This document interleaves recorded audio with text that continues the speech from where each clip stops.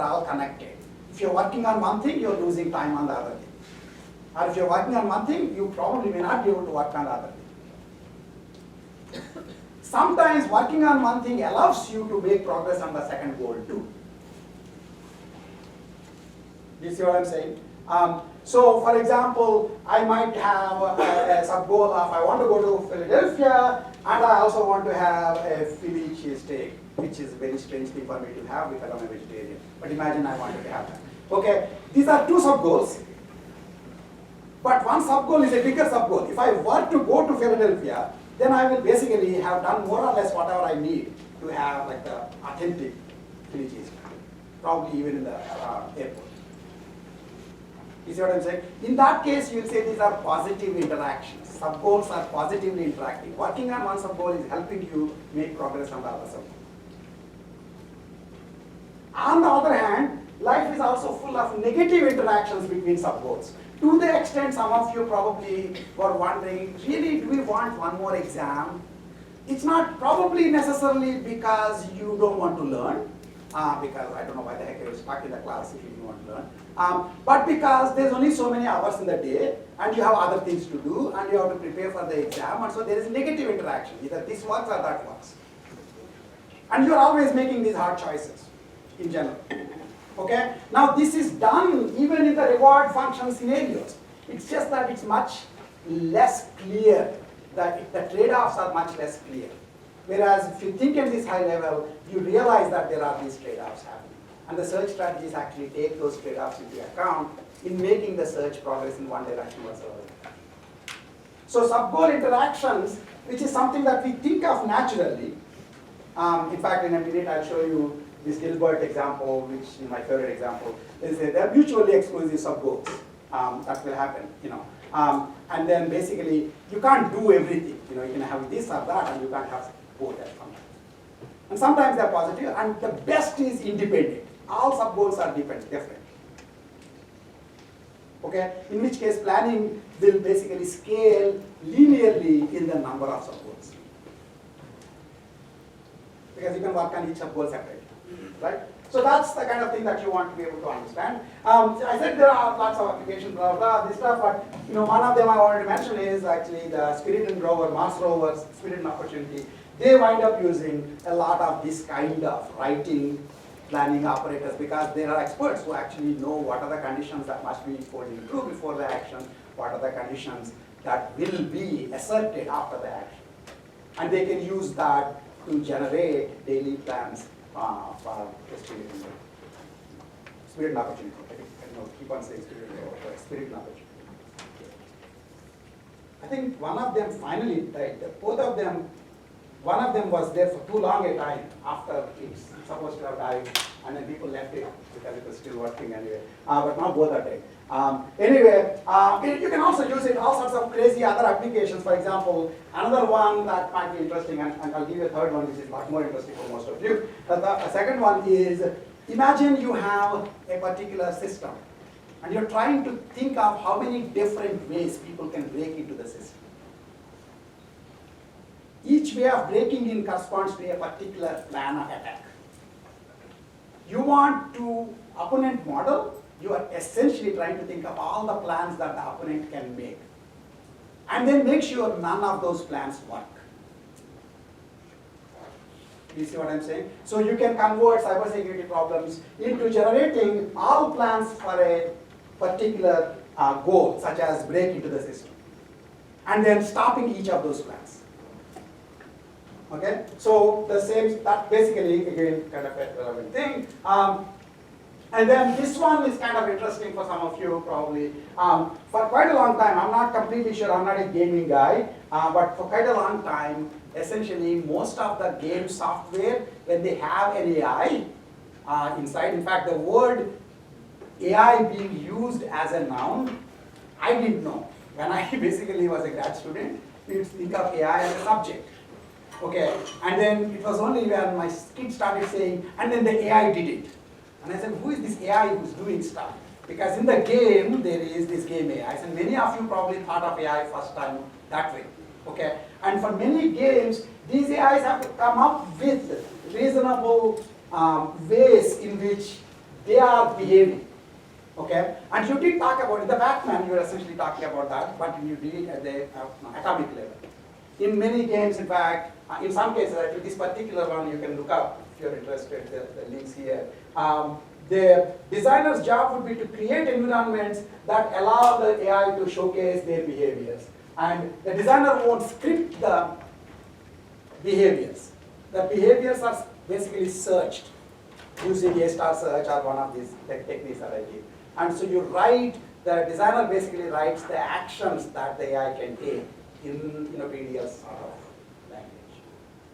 Okay, so those kinds of things. Again, you can start thinking that I really don't know anything about the world. All that needs to be done, AI has to learn from scratch. Okay, and to some extent, that's like the pendulum swinging completely the opposite way, because you do know how to work in many domains, and you also don't know how to work in many domains, and you need both kinds of things. And when you know something, and this is a a theme that I mentioned multiple times in the class, especially for the tacit knowledge domains, you shouldn't try to write actions. For the explicit knowledge domains, you should try to see, can AI figure out what I already know? This is not giving a quiz to the AI. And then if it messes up, then it will basically be down badly on you. Okay, so you can't just say, let's just send Spirit to Mars and see if it can figure out. It's too costly. You see what I'm saying? Okay, so that's another example of that. And so there are, for these kinds of planning things, there are competitions that are held every year in that sub-community. This is a while back actually, I don't know what they're doing right now. The guys who generated Siri, I don't know how many of you know, the original Siri was mostly scripted. Okay, and so basically the guys who did Siri then went on to talk about the ability for any app to be interfaced into the chatbot and to be able to do sequences of actions. And so they started a company called Vivo. I don't know what happened to it, but it got bought up by Samsung. And there's a video there, you might look at it if you're interested. This is just to say that there are scenarios where you know about the domains and developers can write the language, the model, and then the machine will then do the search for the right plan. Okay? So we talked about when you have things in this form, things in this precondition effect form, then the interesting question would be, as I said, the idea would be that you don't need to separately write a new child generator function, a new goal test function for each domain. These would be schematized child generator goal test functions that will just work for any domain that's written in terms of these kinds of the kind of actions that is precondition effect actions. And this was one of the examples I looked at in the last class. So the question, of course, then is, it turns out that even at this level, you can actually then talk about different kinds of search strategies. Okay, it's A-star search, but are you going forward in the space of states? Are you starting from the initial state going towards a state where all the goals are true? Or are you starting with what you want to achieve and reasoning backward? Oftentimes, actually, when we come up with plans, we do it that way. Essentially, I know what I need to do to be able to do this. I need to do this. I need to be able to do this. I need to do this. But then these two can't be done at the same time. They have to be put in some order. This is the way we tend to reason. And that's the backward reasoning. And the third thing, of course, is actually the more mind-blowing that I'll talk about later. Those two we talked about at the end of last class, which is basically, one is progression, one is regression. Progression is pretty obvious. Regression is already slightly screwy. And then I'll talk about plan space planning, where you'll say, what I finally want is a plan. Not the state, but a plan that will get me to the state. So why am I searching in the space of states, either forward or backward? Why don't I search in the space of plans directly? So I'll start with some initial plan and see, is it already right? If not, I will try to extend it one way or other. So the closest that you can think of when I just said this is, remember for the SAT problems, we could do systematic search.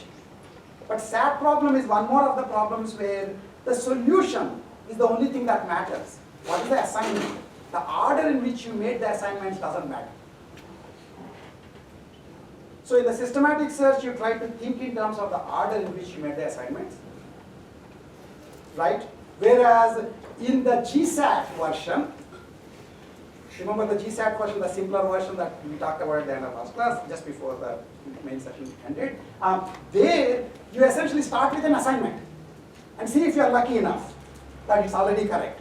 If not, then you start flipping bits. And then you're doing hill climbing in that case. But the hill climbing was in the space of assignments. It's a space of complete assignments.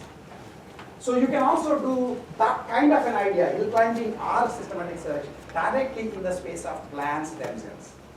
So that's the third thing I will tell you today, after kind of talking about regression once more, because last time I went too fast on regression. Okay. So the progression is easy enough in this particular case. You basically, if you have pickup A, and then basically you remember that pickup A, I mean, it's unfortunately multiple slides back. You have to remember this. I wish I put this up again. But pickup A has some preconditions and some effects. So you are essentially able to say, and again, this is reasonably obvious, to be able to pick up A, the hand should be empty and A should be untable, right? And that is true because hand is empty, A is untable, so you get to do pickup A. And then the next state is basically written by first writing what pickup A's effects say must be true. Those take precedence. If they're saying a particular state variable should have a certain value, you should put that down. And for the other variables, you just copy them over from the previous. So in essence, you're thinking of actions as doing algebra, surgery on the states. So that they can only start if certain variables have certain values. And once they are done, certain other variables will be ensured to have certain other values. And the rest of the variables which are not mentioned in the effects are just copied. If you do this, then you can essentially write one child generator function which does this, irrespective of the domain you are in. And then it will stop. The goal test function will be, it will stop as soon as it reaches a state where the goals are already holding. And for our problem, if I remember correctly, the goals were not clear B and hand empty. Okay? And as long as you get there, then you can stop. And you can convince yourself that if you go from here and then after pick up A, if you stack A on B from this state, you'll get the next state, which will be a goal state. And you can stop there. Then the question would be, what is the shortest path? Are there actions have cost? What is the cheapest cost path, etc. That you can do a star search. And you can talk about heuristics, which we'll talk about later. So that's generic progression planner. The regression is an interesting one. Again, actually here I put the actual domain here, thankfully. In the case of regression, I'm starting from the goals that I have. I want to make sure that B is not clear. I want to make sure that hand is empty. That's it. Then I can start thinking of what actions must I have in the plan such that these will be holding. So in particular, I will actually do this, last action. What should be the last action here? Okay, so imagine put down A. First of all, let me ask the following thing. Can put down B be the last action? Because in search, you have to consider all actions as a possible last action. So the question is put down B a potential last action? Why not? Because if you do put down B, one of its effects would be, put down B would be, effects would be clear B. One of its effects will be clear B. But you want not clear B to be true. If this is the last action, there is no more time to say, oh, mistake, let me do something more. No, this is the last action. You see what I'm saying? So that you can handle by saying put down B cannot even be the last action. This branch shouldn't even be tried. That's nice. And you didn't try this branch because If in fact, let me just put that here. So you can be reading that, but essentially what we're saying is you can only regress the state over an action if this action has effects that are consistent with the state. Consistent. It's not even consistent because put down B says clear B, this state says not clear B not clear B, inconsistent. That's why you want to put down. On the other hand, you can do put down A. Because put down A's effects would be A is clear, that's okay, and hand is empty, that's completely okay. At which point, then the question is, this is the last action, what must be true before this action? So I then compute the state before that. Now, saying these are states is kind of misusing terminology.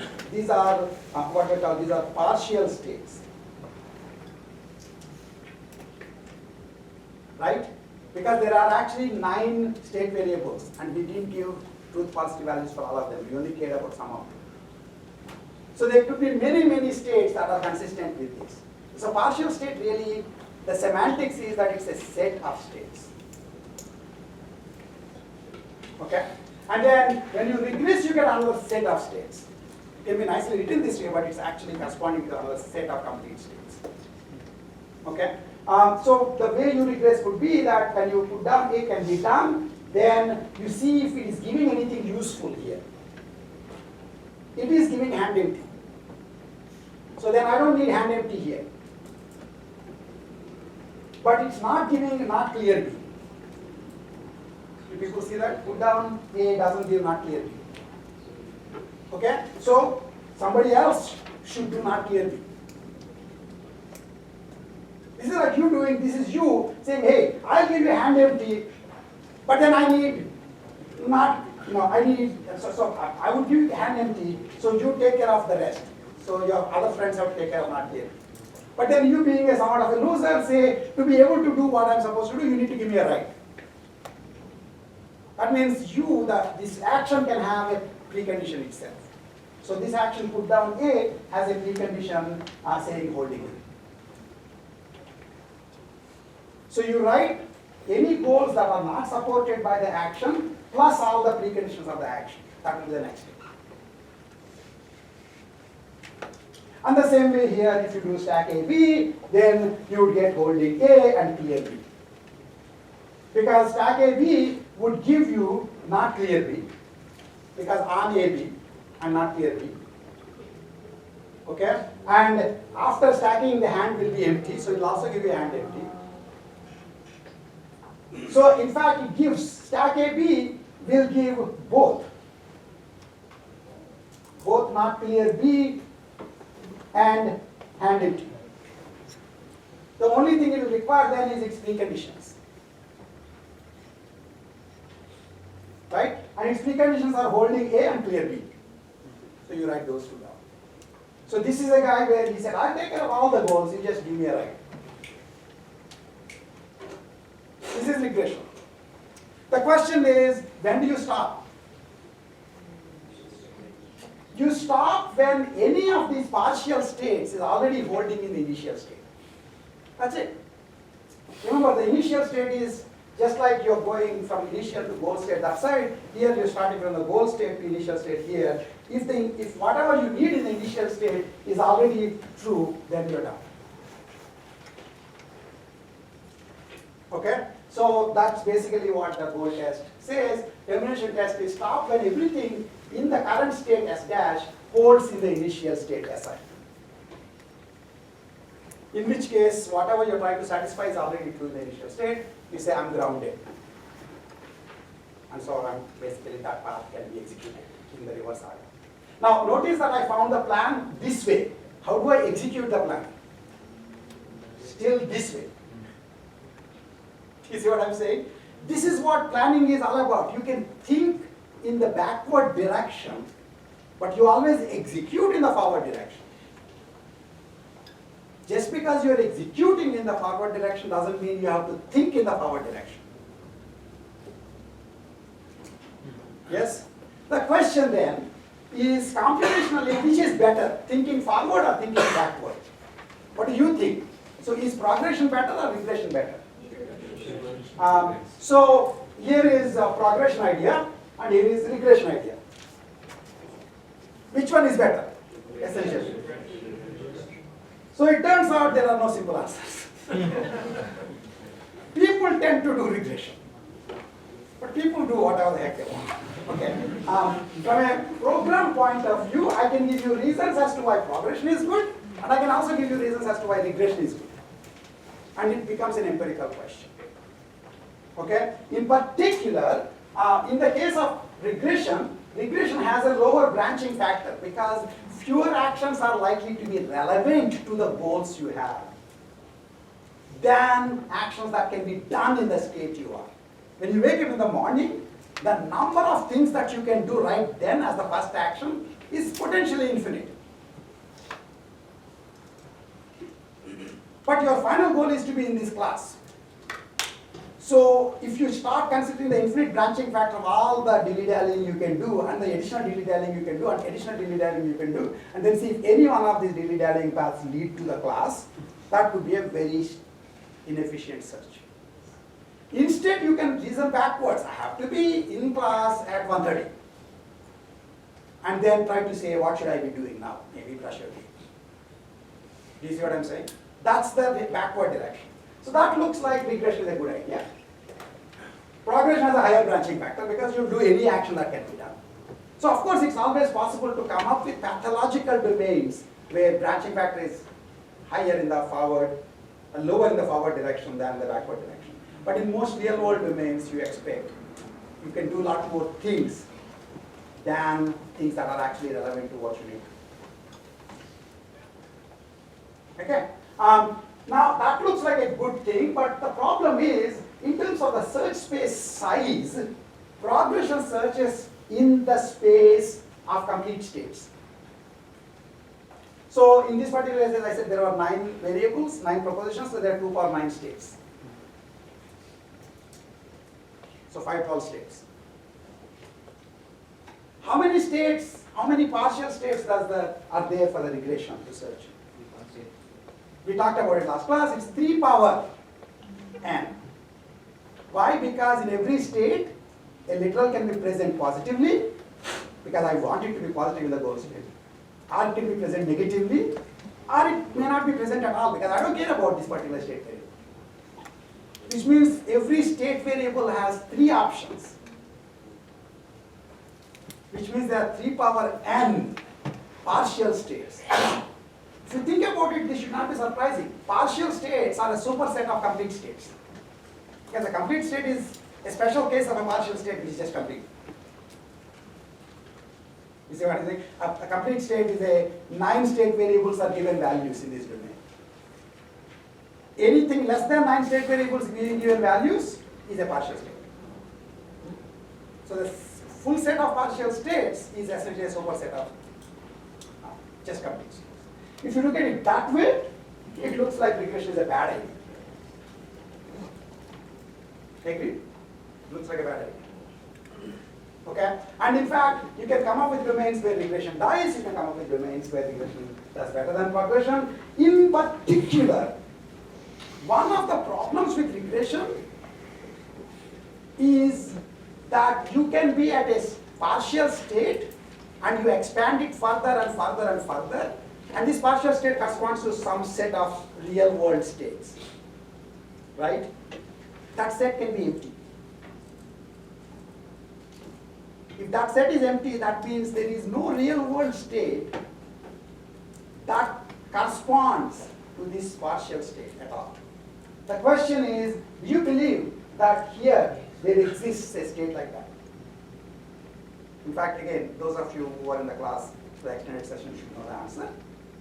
So it looks like both of these can be taken backward further, but consider this one, not clear B and holding A. Not clear B and holding A. In the problem that I gave you, where A and B are on the table, hand is empty, can you ever reach a state from that state where B is not clear while you are holding A? Do you understand what I just said? It's not that this problem is inconsistent. It's not that this state is not inconsistent, but it is unreachable.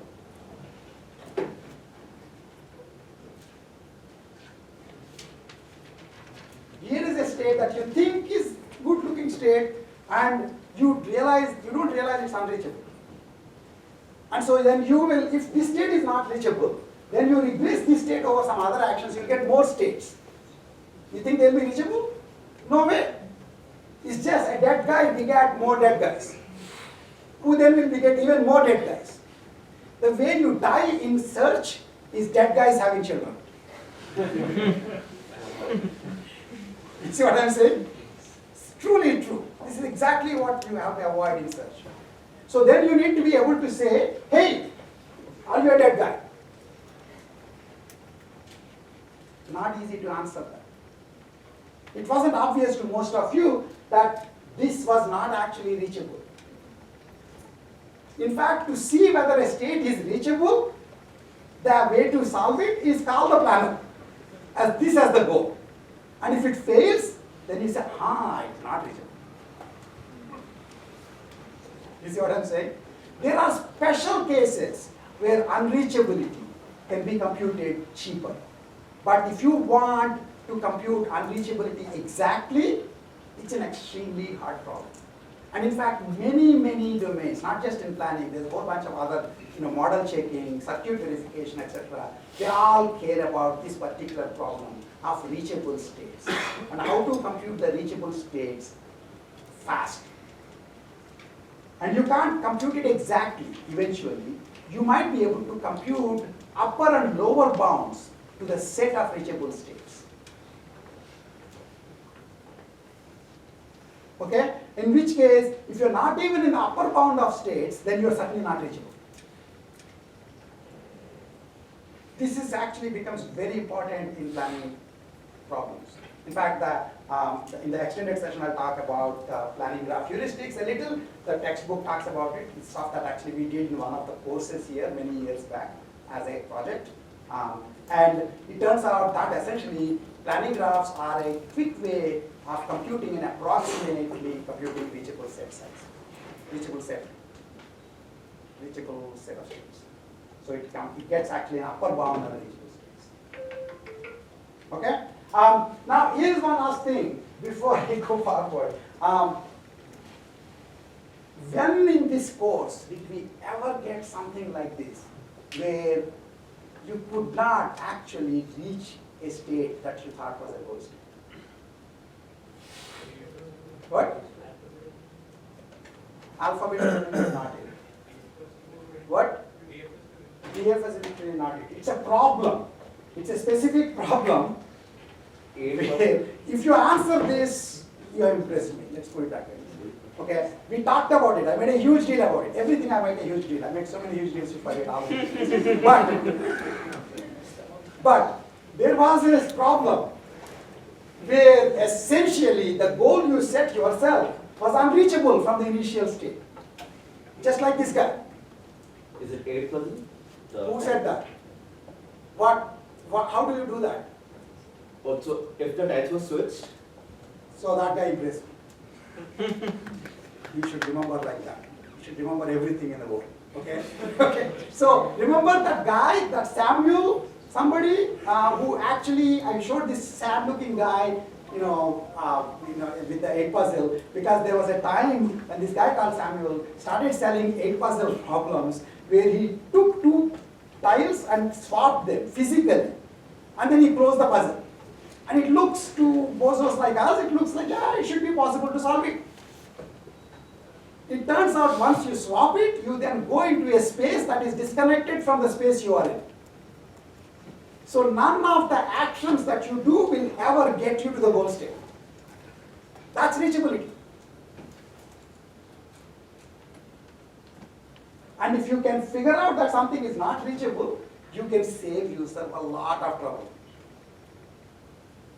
You see what I'm saying? And that's basically, in that particular case, we didn't talk about how to compute that it's unreachable. In general, computing that something is unreachable exactly is just as hard as search itself. But what's beautiful in CS is like essentially like heuristics, you can do upper and lower bounds on the reachability sets. And that can improve the search very much. So the last thing that I want to do, actually let me see the, yeah. And then the one thing that I mentioned last time already is interpreting and progression and regression. It's important to understand that what regression is doing really in terms of the underlying direct extension of the graph. There may be multiple goal states where the goals are true. In essence, you are parallelly searching on all of them to see if any of them reaches the initial state without committing to any single goal state. The way you commit to a single goal state would be essentially to say, oh, you want not clear B and empty, I will then essentially decide what should be the values of the rest of the state variables. And that will give me a complete state. And then try to see if I can reach from there to goal state. Now remember that when you completed a state like that, you might have actually gotten an unreachable state. You see what I'm saying? So the best way is essentially to just go with the goals and then go backward. Which, if you look at the graph level, it's like starting from multiple starting points and parallelly taking this search until one of them just gets into the initial state. Very impressive, if you look at it that way. So the last thing that I want to do, mostly to blow your mind, is to essentially say that you can do this whole thing in plan space search. Okay, this is the algorithm, and this is the basically what we want to talk about is that since in the end what I want is a plan, I can start thinking in terms of partial plans. What is a partial plan?